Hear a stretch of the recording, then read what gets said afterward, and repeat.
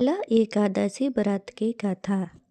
कथा के अनुसार चंपावती नगरी में एक महिष्मान नाम का राजा राज करता था।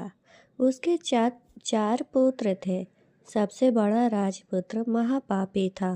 वह पापी सदा पर स्त्री और वेश्यागमन तथा दूसरे बुरे कामों में अपने पिता का धन नष्ट किया करता था। हमेशा देवता, ब्राह्मण व वैष्णवों की निंदा किया करता था। जब राजा को अपने बड़े पुत्र के ऐसे कुकर्मों का पता चला तो उन्होंने उसे अपने राज से निकाल दिया। तब वह सोचने लगा कि कहाँ जाऊं, क्या करूं। अंत में उसने चोरी करने का प्लान किया। दिन में वह जंगल में रहता और रात्रि को अपने पिता की नगरी में चोरी करता तथा प्रजा को तंग करने और उन्हें मारने की कुकर्म करता। कुछ समय बाद सारी नगरी भयभीत हो गई। वह जंगल में रहकर पशु आदि को मारकर खाने लगा। नागरिक और राज के कर्मचारी उसे पकड़ लेते थे, परंतु राजा के डर से उसे छोड़ देते थे। जंगल में एक अति प्राचीन विशाल पीपल का वृक्ष था। लोग उसकी भगवान के समान पूजा करते थे। उसी वृक्ष के नीचे वह महापापी राजपुत्र रहा करता था।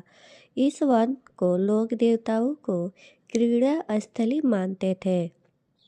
कुछ समय बाद पौष कृष्ण पक्ष की दशमी के दिन वह वस्त्रहीन होने के कारण शीत के चलते सारी रात्रि सो नहीं सका। उसके हाथ पैर अकड़ गए। सूर्य उदय होते होते वह मूर्छित हो गया। दूसरे दिन एकादशी को दोपहर के समय सूर्य की गर्मी पाकर उसकी मूर्छा दूर हुई। गिरता पड़ता वह भोजन की तलाश में निकला। पशुओं को मारने में वह समर्थ नहीं था, अतः पेड़ों के नीचे गिरे हुए फल उठाकर वापस उसी वृक्ष के नीचे आ गया। उस समय तक भगवान सूर्य अस्त हो चुके थे। वृक्ष के नीचे फल रहकर कहने लगा, हे भगवान, अब आपके ही अर्पण है ये फल, आप ही तृप्त हो जाइए।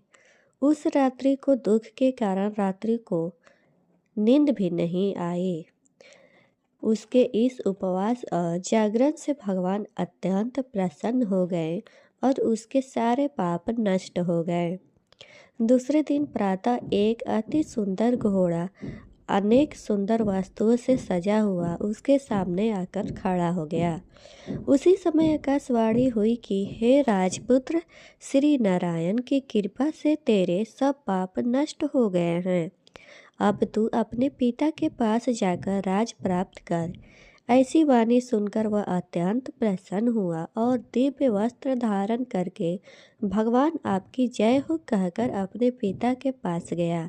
उसके पिता ने प्रसन्न होकर उसे समस्त राज का भार सौंप दिया और वन का रास्ता लिया।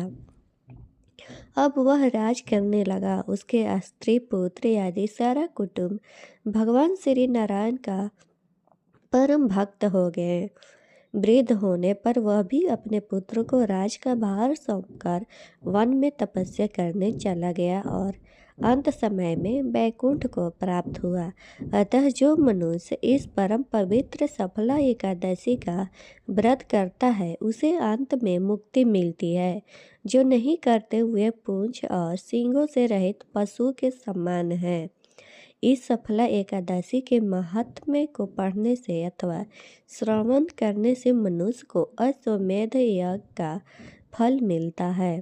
अतः सफला एकादशी का व्रत हर मनुष्य को अवश्य करना चाहिए, ताकि जाने अनजाने में उससे हुए पाप कर्म दूर होकर वैकुंठ में स्थान मिले। 5000 वर्ष तप करने से जो फल मिलता है उससे भी अधिक सफला एकादशी का व्रत करने से मिलता है। धन्यवाद। फिर मिलते हैं अगली कहानी लेकर। Bye bye.